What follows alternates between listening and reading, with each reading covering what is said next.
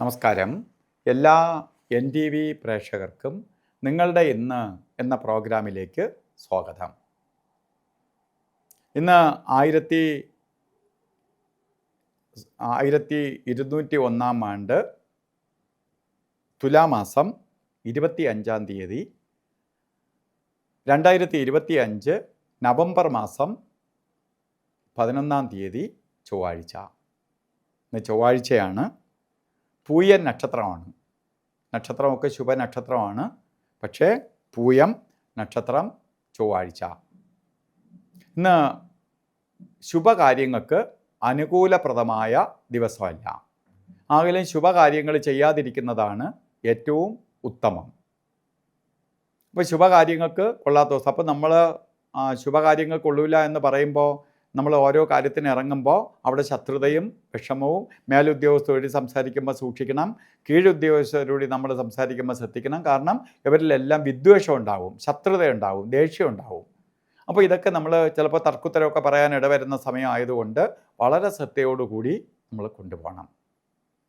അപ്പോൾ വളരെ സൂക്ഷിച്ച് പോവേണ്ട ഒരു കാലഘട്ടമാണ് ഇപ്പം നടന്നുകൊണ്ടിരിക്കുന്ന ഈ സമയം. അതേപോലെ തന്നെ നമുക്ക് ശ്രദ്ധിക്കേണ്ട, ഏറ്റവും സൂക്ഷിക്കേണ്ട, നമുക്ക് ഇന്നത്തെ ദിവസത്തെ സൂക്ഷിച്ചാൽ മതി. ഏറ്റവും ശ്രദ്ധിക്കേണ്ടത് ശരിക്ക് പൂയൻ നക്ഷത്രം, തുലാമാസത്തിലെ പൂയൻ നക്ഷത്രം ബർത്ത്ഡേ ആയിട്ട് വന്നിട്ടുള്ളവർക്ക് ഒരു വർഷത്തെ ഫലത്തെ ചിന്തിക്കുമ്പോൾ നമുക്ക് വളരെ സൂക്ഷിച്ചായിരിക്കണം ഈ ഒരു വർഷവും കൊണ്ടുപോവേണ്ടത്. ആക്സിഡൻ്റ് ഉണ്ടാവാം, മുറിവ് വരാം, അത് ശസ്ത്രക്രിയയിലൂടെ ആയാലും വരാം. അതുപോലെ ശത്രുക്കളുടെ എണ്ണം കൂടും, കേസ് വഴക്ക് പ്രശ്നങ്ങൾ വർദ്ധിക്കാം, ആക്സിഡൻ്റ് ഉണ്ടാവാം, സാമ്പത്തിക നഷ്ടം വരാം, ഭൂമി സംബന്ധമായി പ്രശ്നങ്ങൾ വരാം. ഇങ്ങനെ പലതരത്തിലുള്ള ബുദ്ധിമുട്ടുകൾ വരാനിടയുള്ള വർഷമായതുകൊണ്ട് നിങ്ങൾ ഈ കാര്യങ്ങളിലെല്ലാം സൂക്ഷിക്കണം. ഇപ്പോൾ ചൊവ്വയ്ക്കൊക്കെ ബലമുണ്ടെങ്കിൽ ചൊവ്വ സ്വക്ഷേത്രമായിട്ട് നിൽക്കുന്നവരോ ഉച്ചത്തിൽ നിൽക്കുന്നവർക്കോ ചൊവ്വ ലഗ്നത്തിൽ ജനിച്ചവർക്കോ ഒക്കെ കുറച്ച് അളവിൽ കുറവ് വരാം, എന്നാലും സൂക്ഷിക്കണം.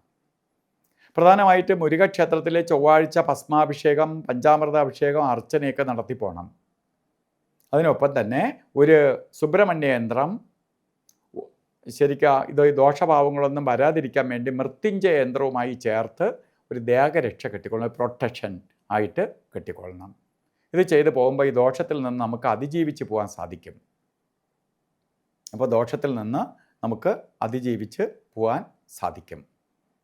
അപ്പോൾ ഇന്ന് ഓരോ കാര്യത്തിന് ഇറങ്ങുമ്പോഴും നമ്മൾ ശ്രദ്ധിക്കേണ്ടത് രാഹുകാല സമയം നോക്കി യാത്ര തിരിക്കണം.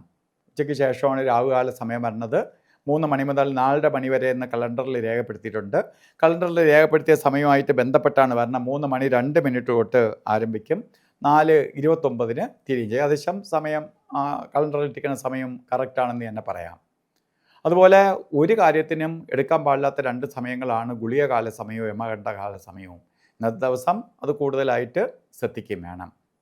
അതിൽ ഗുളികൻ്റെ ബന്ധം വരുന്ന സമയം 12:08 തൊട്ട് 1 മണി 35 മിനിറ്റ് വരെയും, യമകണ്ഠകാല സമയം വരുന്നത് 9 മണി 15 മിനിറ്റ് തൊട്ട് 10:42 വരെയും. അതുപോലെ ഇന്ന് എന്തെങ്കിലും കാര്യങ്ങൾ ചെയ്തേ തീരുള്ളൂ എന്ന ഒരവസ്ഥ വരികയാണെങ്കിൽ അഭിജിത്ത് മുഹൂർത്തത്തെ ആശ്രയിക്കണം. അഭിജിത്ത് മുഹൂർത്തം ഇന്ന് വരുന്നത് ശരിക്ക് 11 മണി 44 മിനിറ്റ് തൊട്ട് 12 മണി 32 മിനിറ്റ് വരെ 48 മിനിറ്റ് നേരമുള്ളതിൽ ഒരു 4 മിനിറ്റ് ഒഴിച്ച്, ഇടയ്ക്കൊരു 4 മിനിറ്റ് എന്ന് പറയുമ്പോൾ 12:06 തൊട്ട് 12:10 വരെ കൊള്ളൂല. ബാക്കി 44 മിനിറ്റ് നമുക്കെടുക്കാം. കാരണം നല്ലൊരു പോസിറ്റീവ് കവചമുള്ള സമയമാണ്. ഇന്ന് ചില ഡോക്യുമെൻറ്റേഷനോ മറ്റെന്തെങ്കിലും നടത്തിയേ തീരുള്ളൂ എന്ന അവസ്ഥ വരികയാണെങ്കിൽ. അതുപോലെ ഇന്നും ഓരോ കാര്യത്തിന് ഇറങ്ങുമ്പോഴും രാവിലെ തന്നെ നമ്മൾ വസ്ത്രധാരണം പ്രാധാന്യം കൊടുക്കുക. വീട്ടിൽ നിൽക്കുമ്പോഴും യാത്ര തിരിക്കുമ്പോഴും ചൊവ്വയുടെ പോസിറ്റീവ് എനർജി ആഗിരണം ചെയ്യാൻ വേണ്ടി റെഡ് കളറ് നമ്മളെ വസ്ത്രധാരണത്തിൽ ഉൾപ്പെടുത്തുക. ചുവപ്പ് കളറ് ഉൾപ്പെടുത്തിയ വസ്ത്രം ധരിക്കുന്നത് ഭാഗ്യദായകമായി തീരും. അപ്പോൾ ഇന്നത്തെ ദിവസം എല്ലാവർക്കും നല്ലത് വരട്ടെ എന്ന് പ്രാർത്ഥിച്ചുകൊണ്ട് നിർത്തുന്നു. നന്ദി, നമസ്കാരം.